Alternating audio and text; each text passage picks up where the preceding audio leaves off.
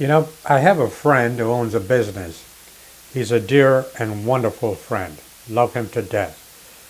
And I also have many friends who are senior managers in the corporate world. And they both share a common challenge. How do you get people to come to work? How do you do that? Now, here's the thing. I have a theory. This is my theory. I think individuals, people, you and I, are evolving. We are evolving to a point where we're beginning to realize that we have value as human beings.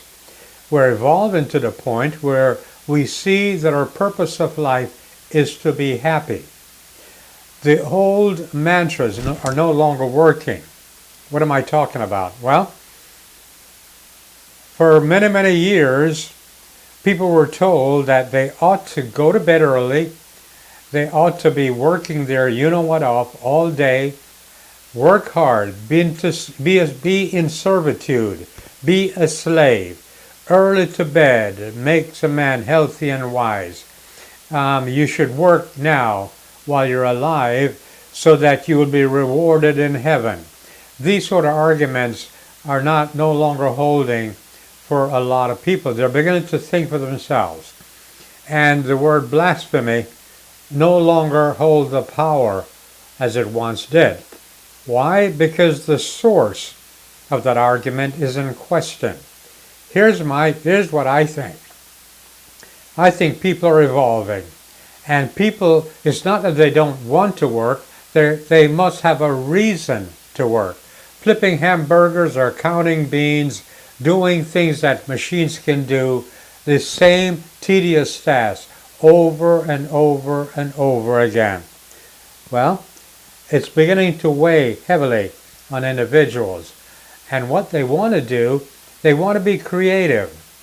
They no longer want to be threatened by telling them that they have to be a slave the rest of their lives so that they can get their rewards later after they're dead.